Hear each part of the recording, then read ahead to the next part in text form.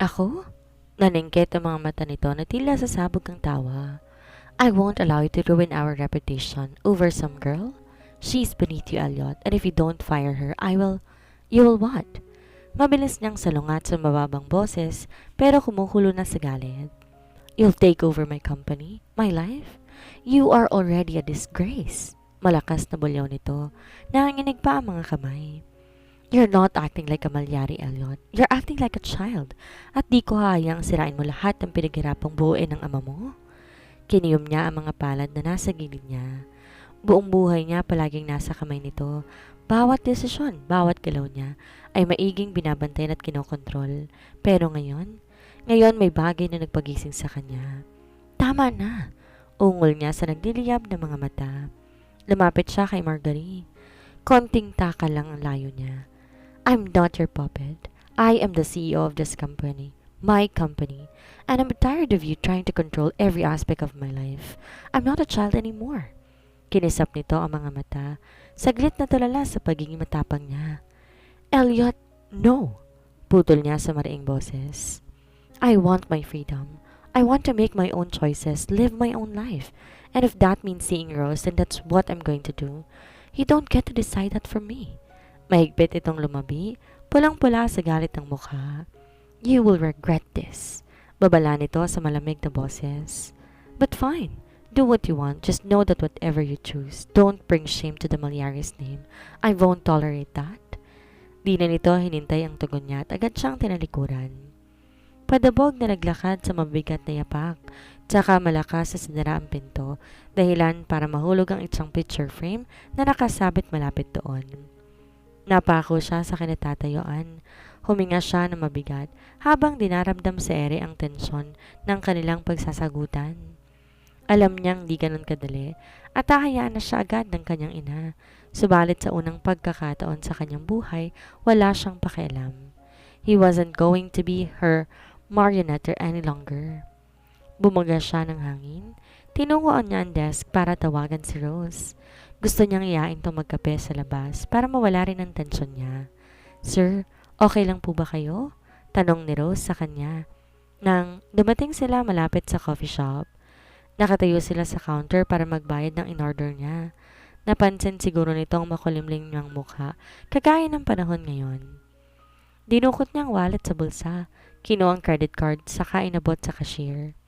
Hindi muna siya sumagot kaya lalong yumukod, papalapit sa kanya si Rose. Lumunok siya, hindi niya kayang baliwalain to.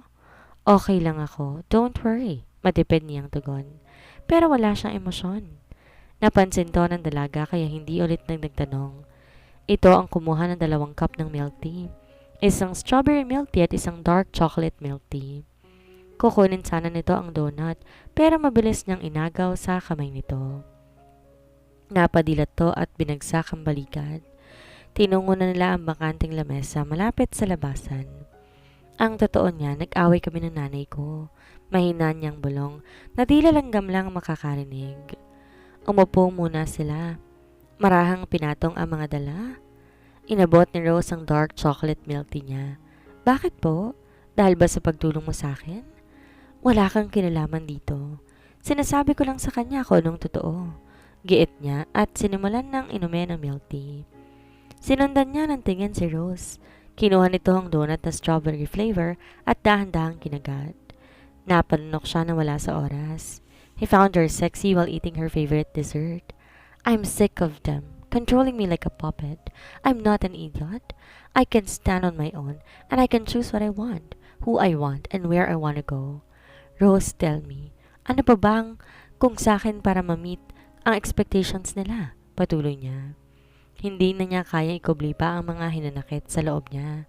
Kailangan niya lamang na isang taong makikinig sa kanya. Perpekto na kayo sa akin, sir. No. Sa lahat ng empleyada niyo, perpekto at mabait po kayong amo. Wala po nagkulang sa inyo. Masaya nga kami nagtatrabaho sa ilalim niyo eh. Mabilis na tugon ito sa maingat at sinusukat ng mga salita at ibinaba niya ang hawak na milk tea. Sina po ang noo. Sumisikip ang dibdib niya at parang gustong sumigaw. Pero nang makita ang inosente at kalmang mukha ng dalaga, bigla siya nakaramdam ng kaginhawaan. Para itong ointment na kapag pinahid sa namamagang muscle ay magiging banayad ang pakiramdam? Sir, kaya mo yan. Malalampasan mo rin ang pagsubok mo. Huwag ka lang sumuko. Punong-puno ng enthusiasm nitong pahayag. Sabay hand gesture at kindat. Napansin niyang malapad na siyang nakangiti. She is infectious. Tila gusto niya na itago to sa box. Para sa kanya lang to. Hindi pa na-absorb ni Rose sa mga naganap sa kanyang buhay nung nakaraan.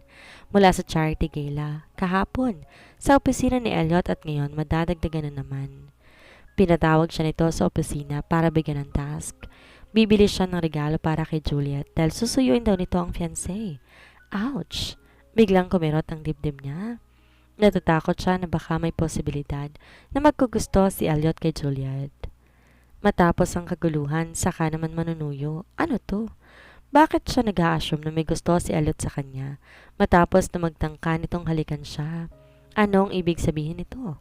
May gusto ba siya sa boss niya? Hindi pwede. Disguise lang to. Hindi dapat totohanin.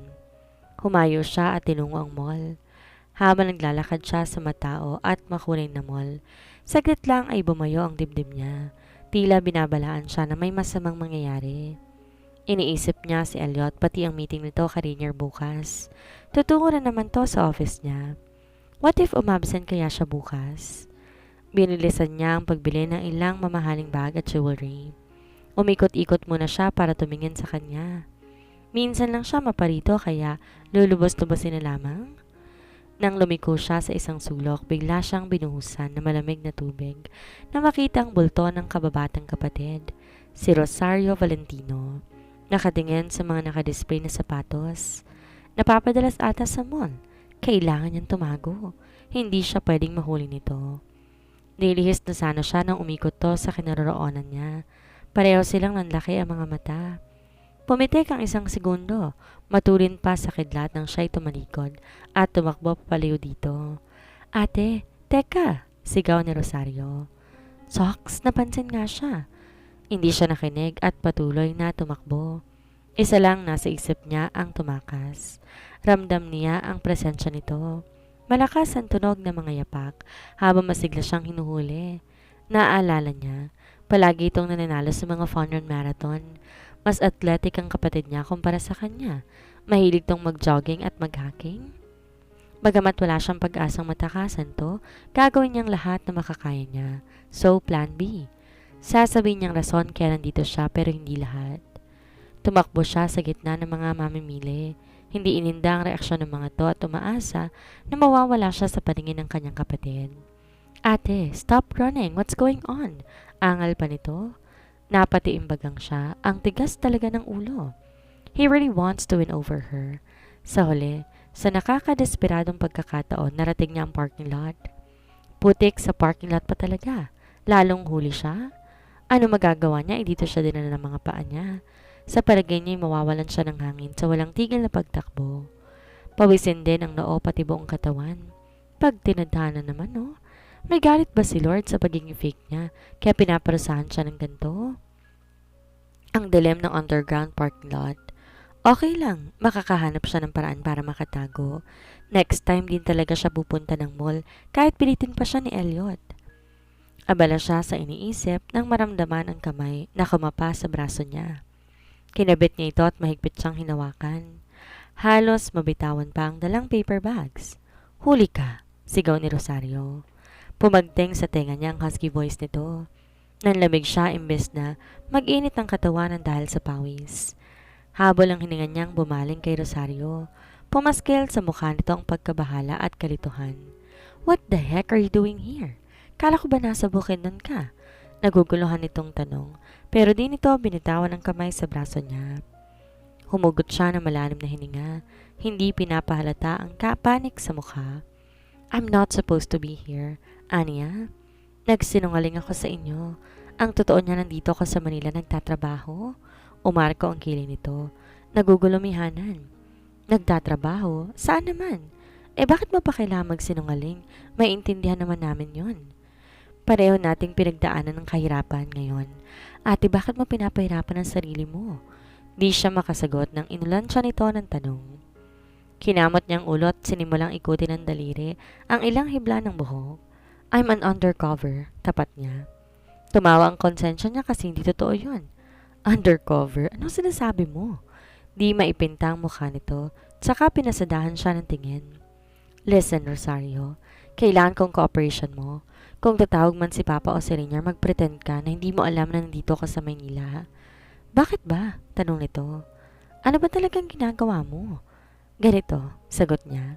Hinila niya to palapit. Yumuko naman si Rosario sa kanya. I'm working for a company pero sensitibo to. Hindi ko ma-explain na malinaw ang lahat basta tawagin mo akong Rose Mendoza kung may magtatanong o kapag may makita kang lalaki o ilang kaibigan ko na magkasama kami at timing na magkasalubong tayo, okay? Ginawaran siya na may pagdudulang tingin ni Rosario. Napahawak pa ito sa panga. Nanilim ang mukha habang pinoprosesong sinabi niya. Rose Mendoza. Ah, you're really undercover? Oo nga. Nanggigigil niyang sabi, sabay padyak sa sahig. Saka lumambot ang utak nito. Sana makisama to this time. I'm just doing this for the sake of Papa's company. Hindi ito po pwedeng pag-usapan sa publiko dahil medyo komplikado. Umatras si Rosario. Kinalas ang kamay sa kanyang braso. Tumingala sa kisame habang nasa bewang ang dalawang kamay.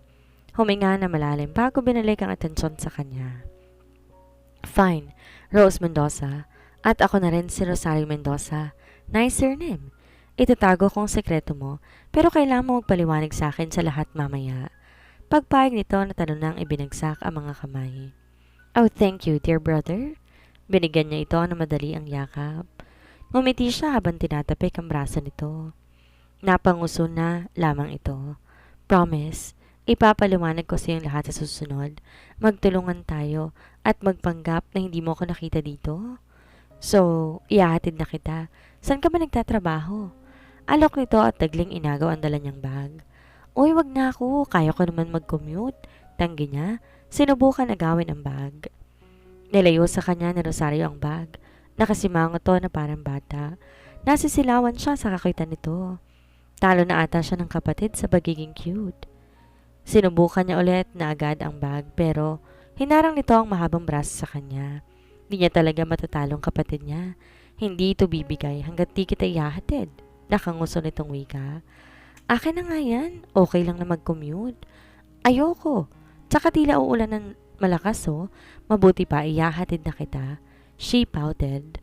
Talunan niyang binagsak ang balikat. Fine. Ihatid mo ako sa Malyari Company? Malyari? Tanong nito sa nandidilat ng mga mata. Parang nakakita ng multo. Sa Malyari ka nagtatrabaho? Ano ka doon ni Elliot, janitress? Sinapak niya ang balikat nito. Napahiyaw ito sa sakit. Ano ba ate? Nagtatanong lang naman eh. Sira ulo ka ba? Ang baba naman ang tingin mo. CEO kaya ako ng RV Clothing Lines. Bulyaw niya na halos babagsak ang kisame sa lakas ng boses niya. Aba, malay ko kung anong klaseng undercover ginagawa mo. Iniimbestigahan mo ba si Elliot? Kung ganon, serial killer pala yun. Shut up. Sobrang panonood mo yung film. Ihatid mo na nga ako. Naiinis niyang sad, saka nagpatiunang lumakad. Ang film giallo na tinutukoy niya, yung tipong mystery and investigation film. Nawiwili si Rosario na nanonood ng mga ganong film. Pirikit niya ang mga mata, huminga na malalim, pinunasan ng butil na pawis sa noo. Kakabalik niya lamang sa opisina nang bigla na lang siyang alokin ni Elliot na kumain ng dinner sa labas. Ano to? Sinuspoiled yata siya. Napapadalas ng anak sa kanya. Hindi siya nagreklamo at magalang niyang tinanggap. 6:00 natapos ang trabaho niya kasi hinintay niya si Elliot. Pumunta sila sa Northern Star Restaurant ni Sirius. Ang 5-star na restaurant at sikat na seafood. She's not really a fan of seafood. Mapapasubo yata siya. Bahala na. Umupo sila sa nireserve na table ni Elliot na siya pala mismo ang nagpa-appoint. Lumapit ang waiter para iabot sa kanila ang menu. Oh, pumili ka na ako ng gusto mo. Walang pag-aalinlangan na alok ni Elliot habang malapad na nakangiti. Nalula siya sa kakumpiskalan nitong mga mata. May kakaiba sa mga mata nitong mahirap ipaliwanag. Inawang niya ang labi pero walang salitang lumalabas. Ilang saglit siyang naumid. Binaba ang tingin sa menu. Napalunok siya na makita ang presyo. Wow, ang mamahal. 1,000 yata ang pinakamura dito. Yung simpleng dessert na huling nakasulat. Sa pagkakaalam niya, kuripot ang amo niya, pero biglang nagyabang. Para bang nandiligaw at pinapakita na cool ito. Kinurap-kurap niya ang mga mata. Ano ba itong iniisip niya? As if naman siyang niligawan ito. Fake siya at hindi siya maganda. Did you choose already? Sabi ulit nito nang hindi siya umimik. Nilipat-lipat muna niya ang tingin, tsaka binaba ang mata sa menu. Eh kayo na lang po sir, lahat naman masasarap. Nahihirapan akong mamili. Bahagyang napatawa si Elliot. Tinakpan nito ang bibig para itago sa kanya ang ngiti, pero hayagan naman sa nangungusap nitong mga mata. No, I want you to choose. Whatever you will choose, we will eat it. Pamimilit pa nito. Tila ba nahilo na siya kahit di naman siya nakainom. Dumating ang waiter para salinan sila ng tubig at wine. Kinuha niyang water goblet at marahang sinimsim ang tubig. Bakit ba kabado siya? Hindi naman siya exam. Pan-seared scallops with truffle puree and lemon butter sauce, lobster thermidor, miso glazed black scod with sauteed spinach, and ginger-infused rice. Dahan-dahan niyang binasa ang menu na may panginginig sa boses. Inangat niyang ulot na pansin niya umasim ang mukha nito. Okay lang po sir kung ayaw ninyo. Ang pinili niyang pagkain ay pinakamahal sa menu. Ayan, natamaan tuloy ang kuripot na CEO. Mali siya sa in-invite niyang tao.